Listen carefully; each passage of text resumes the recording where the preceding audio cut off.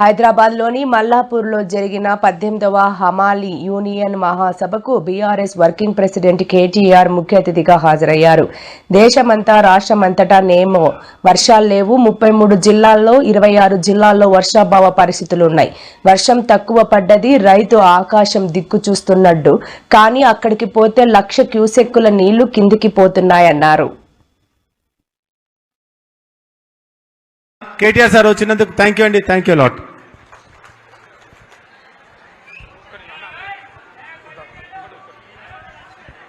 ఒక్క నిమిషం, ఒక్కటి నేను మర్చిపోయినా.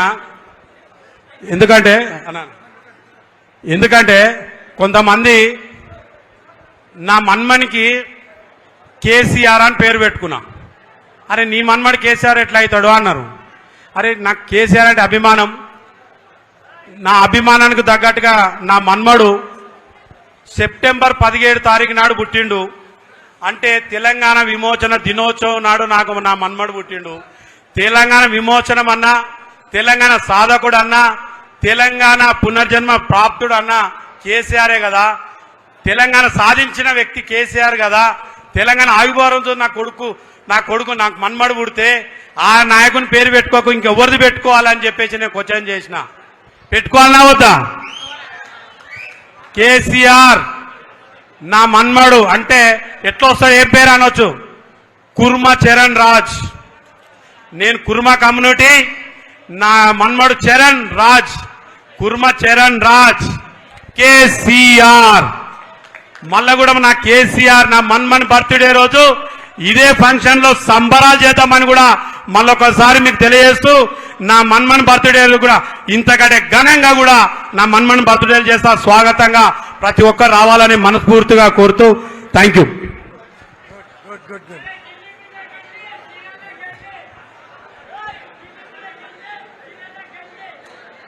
అరే బాబు, ఇక మీరు రాబాకండి, ఏడుస్తాడు.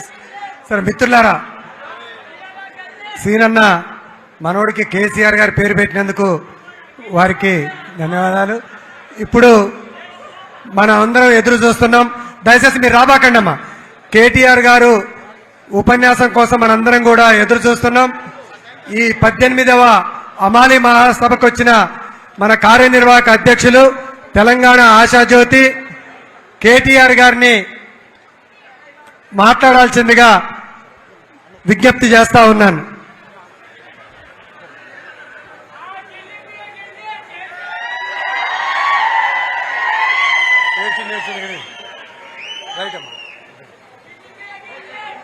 నేను మీ అందరినీ, మా హమాలి సోదరులు కోరేది ఒకటే, నేను మిమ్మల్ని కోరేది, రాష్ట్ర అధినేత, రాష్ట్రాన్ని నడిపే వ్యక్తి సద్బుద్ధి కలిగిన వాడైతే, మంచి బుద్ధి కలిగిన వాడైతే రాష్ట్రంలో పేదలు గాని పెద్దలు గాని అందరు సంతోషంగా ఉంటారు. రాష్ట్రంలో హమాలీలు గాని లేదా మిల్లు యజమానులు గాని అందరు సంతోషంగా ఉంటారు. 10 ఏళ్లు మనం అదే చూసినాం. కేసీఆర్ గారి ప్రభుత్వంలో రైతు బాగున్నాడు, అట్లాగే పారిశ్రామికవేత్తలు బాగున్నారు. కరెంటు బాగుంటే పారిశ్రామికవేత్తలు బాగుండే, కార్మికులు బాగుండే, అంతా సుభిక్షంగా ఉండే. కానీ కొంత ఏమరుపాటుతోని, కొంత మరి మన చిన్న చిన్న పొరపాట్ల వల్ల మనం అధికారం కోల్పోయినాం. బాధపడేదేం లేదు. ఇంతకుముందు సీనన్న చెప్పింది కరెక్ట్. అధికారం పోతే పోయింది, కానీ ప్రజల్లో మమకారం తగ్గలేదు. అధికారం పోతే పోయింది, కానీ వాళ్ళ కొన్ని వాస్తవాలు మనకు కూడా తెలుస్తా ఉన్నాయి. కుండ వలిగితే వలిగింది కానీ కుక్క బుద్ధి తెలిసిందని ఎవడు మనోడు ఎవడు పగోడు మనకు కూడా అర్థమైతా ఉన్నది. ఎవరైతే ఇవాళ ఈ కష్ట సమయంలో కూడా మనతో నిలబడి ఉన్నారో, 18వ ఆవిర్భావ దినోత్సవం చేసుకుంటున్నాం. మేము హమాలీలం మా గుండెల్లో కేసీఆర్ ను పెట్టుకున్నాం. మీరు రావాలే అని చెప్పి ఇక్కడికి పిలుచుకున్న మా హమాలి సోదరులకు మీ రుణం తప్పకుండా తీర్చుకుంటా. మీ ప్రతి సమస్య పరిష్కారం చేసే బాధ్యత నేను తీసుకుంటా అని చెప్పి మీకు విజ్ఞప్తి చేస్తా ఉన్నా. సీనన్నకు కూడా నేను చెప్తా ఉన్నా, ఇట్లే గట్టిగా ఉండండి. మిమ్మల్ని చేయగలిగింది ఏమీ లేదు. సరే మా మీద అంటే 2 కేసులు పెడతాడు, మీ మీద కేసులు పెడితే ఏమవుతుందో ఆయనకు కూడా ఎరికే, ఈప్ సాఫ్ అవుతుందని తెలుసు. అందుకే మిమ్మల్ని ఎవ్వడు ఏమీ చేయలేడు. ఐకమత్యంగా ఉండండి, గట్టిగా ఉండండి. ఇంకొక 2 ఏళ్లలో తిరిగి కేసీఆర్ గారిని ముఖ్యమంత్రి చేసుకుందాం. బ్రహ్మాండంగా చిన్న చిన్న సమస్యలు ఏమున్నా తప్పకుండా పరిష్కారం చేసుకుందామని చెప్పి మీ అందరికీ కూడా తెలియజేస్తూ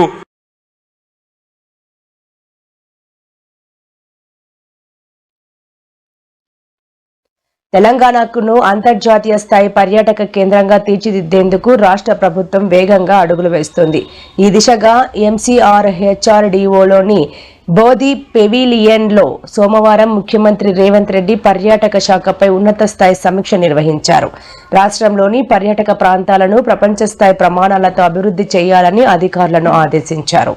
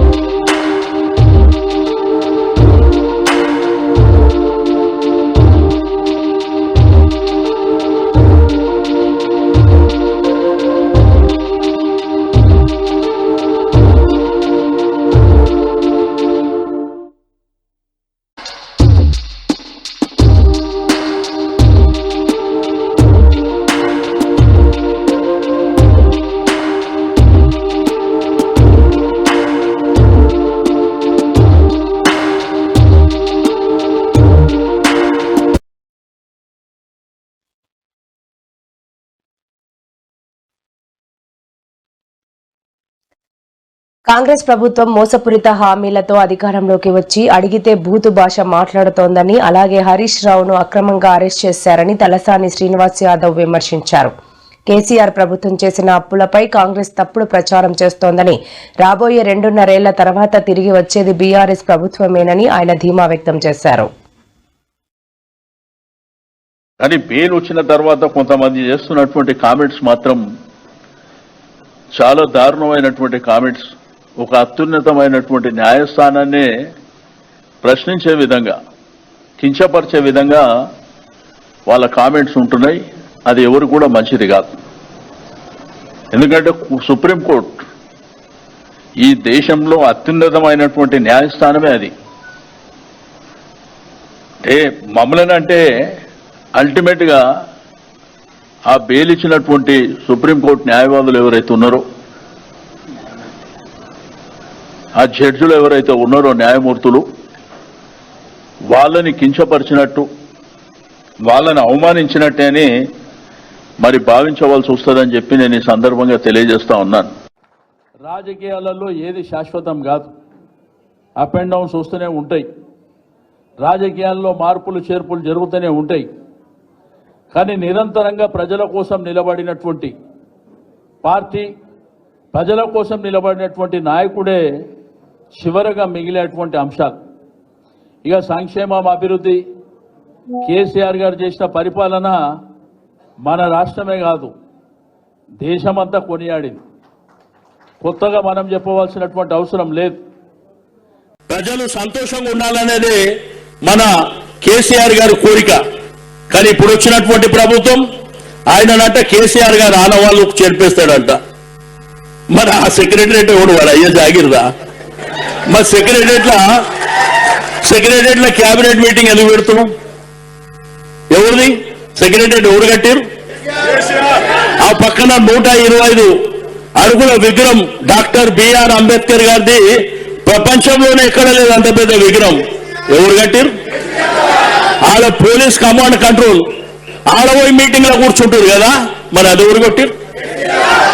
కేసీఆర్ గారు ప్రగతి భవన్ పెడితే ఈరోజు ప్రజాభవన్ అని చెప్తుంది. ఎవరు కట్టారు? మరి ఆనవాళ్ళు ఎట్లా తీస్తారు ఆనవాళ్ళు? మరి ఈ భారతదేశ చరిత్రలో ఒక రాష్ట్రాన్ని సాధించి భారతదేశ చిత్రపటంలో పెట్టింది ఎవరు? మరి ఆనవాళ్ళు తీస్తారు, ఎట్లా తీస్తారు? కాబట్టి మాట్లాడడానికి కూడా ఒక బాధ్యత ఉండాలి. ఒక ఉన్నతమైనటువంటి పదవిలో ఉన్నప్పుడు బాధ్యతగా మాట్లాడేది నేర్చుకోవాలి. చేసినటువంటి నాయకుడు కదా, అధికారం ఆ రోజు కేసీఆర్ గారు నీలాగా విర్రవీగలే కదా. కాబట్టి ఒకటి గుర్తుంచుకోండి, ఎవరు విర్రవీగిన చరిత్రలో అది రాసి పెట్టి ఉంటుంది, అది జరుగుతుంది సందర్భం వచ్చినప్పుడు. కానీ ఒక్కసారి ఈసారి కాంగ్రెస్ ప్రభుత్వం పోతే 30-35 సంవత్సరాల వరకు కాంగ్రెస్ జెండానే ఈ దేశంలో కనిపించదని చెప్పి ఆంధ్రప్రదేశ్ డిప్యూటీ సీఎం పవన్ కళ్యాణ్ పై సుగాలి ప్రీతి తల్లి పార్వతీదేవి గన్నవరం పోలీస్ స్టేషన్లో ఫిర్యాదు చేయడం రాష్ట్రంలో సంచలనంగా మారింది. తన కుమార్తె మరణాన్ని పవన్ కళ్యాణ్ రాజకీయ ప్రయోజనాల కోసం వాడుకొని తమకు నమ్మక ద్రోహం చేశారని ఆమె ఆరోపించారు. పవన్ పై చీటింగ్, నమ్మక ద్రోహం, నిందితులతో కుమ్మక్కు అవ్వడం వంటి అంశాలపై కేసులు నమోదు చేయాలని డిమాండ్ చేశారు.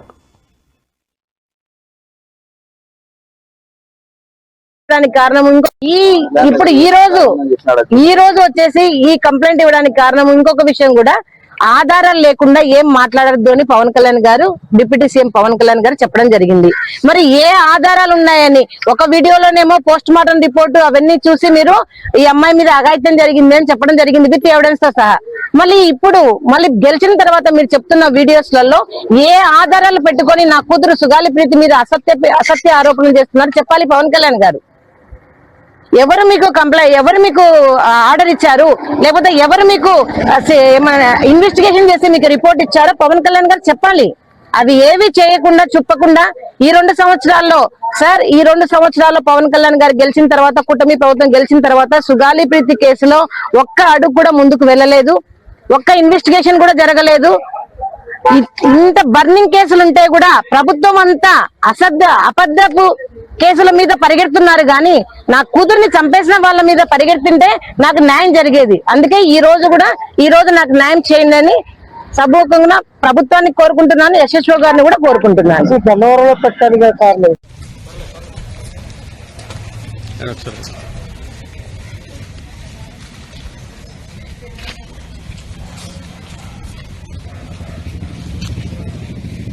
ఎందుకు వచ్చా రాజకీయాల్లో కండి? నేను రాజకీయాల్లో మీకోసం అలా ఏడుస్తున్న సుగాలి ప్రీతి తల్లి కోసం. మరి ఇప్పటికి కూడా ఈ రోజు వరకు కూడా మీరు మా మీద బాధితులలాగా చూడకుండా ముద్దాయిలాగా చూస్తూ నా కూతురు సుగాలి ప్రీతి మరణించిన వార్త కంటే మీరు మాకు పెడుతున్న బాధలే ఎక్కువయ్యాయి. మీరు మానసికంగా మమ్మల్ని చంపేస్తున్నారు, మమ్మల్ని మోసం చేస్తున్నారు. ఇప్పటికి కూడా ఈ కూటమి ప్రభుత్వంలో కొంచెం కూడా మరి చలనం లేదు. మరి పవన్ కళ్యాణ్ గారు నిలదీయాల్సినది 2019 నుంచి 2024 వరకు జగన్మోహన్ రెడ్డి గారిని మీరు అంతగా నిలదీశారు కదా, మరి అదే దాంట్లో ఒక 10% అన్నా మీరు కూటమి ప్రభుత్వాన్ని ప్రశ్నించి ఉంటే ఈ రోజు నా కూతురు కేసుకు ఒక సొల్యూషన్ వచ్చేది. మీరు మరి మోడీ గారితో మాట్లాడండి, మీరు మోడీ గారితో మాట్లాడతా అని చెప్పారు, మరి సిబిఐకి ఇప్పిస్తా అన్నారు. మరి మీరు చేసిన హామీలు ఎక్కడికి పోయినాయి? ఎందుకు మీరు సుగాలి ప్రీతి కేసును ఇంతగా మీరు మోసం చేయాల్సి వచ్చింది? కేవలం మీరు డిప్యూటీ సీఎం రాజకీయాల కోసమే మీరు సుగాలి ప్రీతి కేసును వాడుకొని మమ్మల్ని మోసం చేశారు. మీరు ఇప్పుడు ఒప్పుకోండి, మీరు సుగాలి ప్రీతి కేసును వాడుకొని మాత్రమే మీరు డిప్యూటీ సీఎం అయ్యారని ఇప్పటికైనా మీరు ప్రెస్ మీట్ పెట్టి చెప్పండి. అన్నా, మేము ఏ ఆస్తులు అడగడం లేదు, మేము ఏ హోదాలు అడగడం లేదు, మేము ఏ సీట్లు అడగడం లేదు. కేవలం మీరు పిలిపించుకొని 2019లో మాట ఇచ్చారు, అమ్మ మేము చేస్తాము, మీ కేసుకి న్యాయం చేస్తాము, ఫస్ట్ కేసు సుగాలి ప్రీతి కేసే అన్నారు. కానీ ఇప్పటి వరకు 24 నెలలు గడిచినా కూడా మీకు అసలు కొంచెం కూడా చలనం లేదు. ఎందుకు పవన్ కళ్యాణ్ గారు మీరు ఆడపిల్లల విషయంలో ఇంతగా మీరు మోసం చేస్తున్నారని అడుగుతా ఉన్నాను. మరి మేము అడిగిన వెంటనే మేము ప్రశ్నించాం. ఏమని ప్రశ్నించారు? మీరు ప్రభుత్వాన్ని ప్రశ్నించారు, సుగాలి ప్రీతి కేసుకి న్యాయం ఎందుకు చేయరని.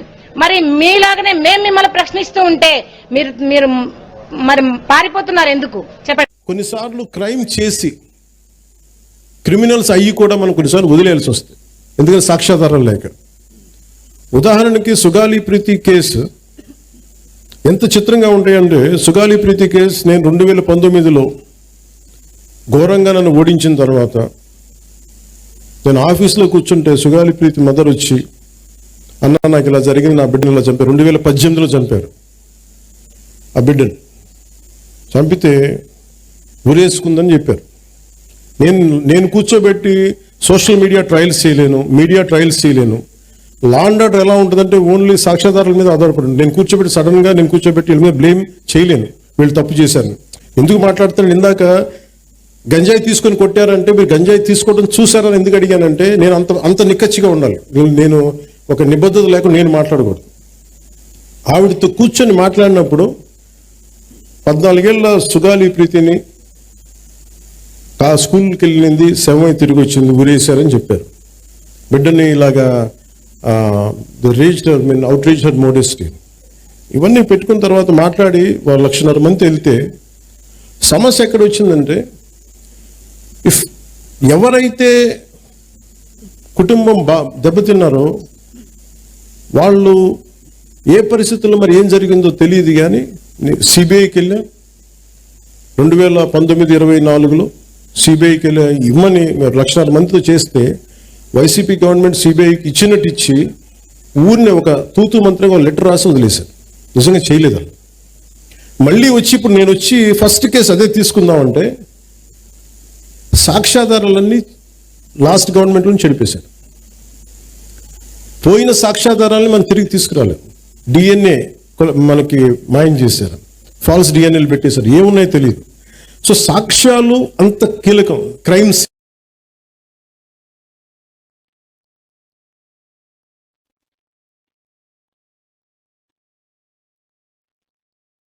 ఆంధ్రప్రదేశ్లో అధికార కూటమి ప్రభుత్వం పోలీస్ యంత్రాంగాన్ని వాడుకుంటూ ప్రతిపక్షాలే లక్ష్యంగా రాజకీయ కక్ష సాధింపులకు పాల్పడుతోందని వైసీపీ సీనియర్ నేత మాజీ మంత్రి అంబటి రాంబాబు తీవ్రస్థాయిలో ధ్వజమెత్తారు. వైసీపీ నేతలతో పాటు సోషల్ మీడియా యాక్టివిస్టులు రాజకీయ విశ్లేషకులను భయభ్రాంతులకు గురి చేసేందుకే అక్రమ కేసులు, అరెస్టుల పర్వానికి తెరలేపారని ఆయన మండిపడ్డారు. మనం చూస్తున్నాం యూట్యూబ్ లో ఏది చూసినా 2-3 రోజులు అదే వస్తుంది. ప్రశ్నారావణ్ అరెస్ట్, విడుదల, ప్రశ్నారావణ్ మళ్ళా అరెస్ట్, మళ్ళా విడుదల. అయిందా? ఆగల. మళ్ళా అరెస్ట్, మళ్ళా విడుదల. అంతటితో ఆగిందా? 3సారి కూడా ఆగల. 4ఓసారి మళ్ళా అరెస్ట్, మళ్ళా విడుదల. 5ఓసారి అరెస్టు నెల్లూరు సబ్ జైలుకి, నెల్లూరు జైలుకి, సెంట్రల్ జైలుకి. ఇప్పుడు ఆగింది. ఎంత దుర్మార్గం ఇది! ప్రశ్నారావణ్ అనే వ్యక్తి మా పార్టీ కాదు, ఈయనే కాదు, కేవీఆర్ కూడా మా పార్టీ కాదు, మా పార్టీ యాక్టివిస్టులు కాదు. వారికి జర్నలిజంలో ఉన్నటువంటి అనుభవం మేరకు వారికి కొంత భావాజాలం ఉంటుంది, వారి ఐడియాలజీ. ఆ ఐడియాలజీ ప్రకారం ప్రజల్ని కన్విన్స్ చేయడం కోసం వారు అనేక రకాలుగా ప్రయత్నం చేస్తూ ఉంటారు యూట్యూబ్లో. ఎవరండి కిరా కార్పిన? ఇప్పుడు చూసారా మీరు ఎన్ని బూతులు మాట్లాడతాడో? సీమరాజు ఎన్ని బూతులు మాట చూశారుగా. వాళ్ళనేమో మీరు పెట్టుబడి పెట్టి మాట్లాడిస్తారు, వాళ్ళ మీద యాక్షన్ తీసుకోరు. నేను కంప్లైంట్ ఇచ్చా కిరా కార్పి మీదను సీమరాజు మీద, మీకు గుర్తుందో లేదో. పోలీస్ స్టేషన్ మీద ఏమన్నారు, రిజిస్టర్ చేయమన్నారు. తర్వాత కోర్టుకు వెళ్ళా, కోర్టు వారి ముట్టికాయలు వేసిన తర్వాత రిజిస్టర్ చేశారు. యాక్షన్ తీసుకోరు. అదే కేవీ రెడ్డో ప్రశ్నారావణ అయితే 500 మంది పోలీసులు వెళ్ళిపోతారు మీ దుంపదగా.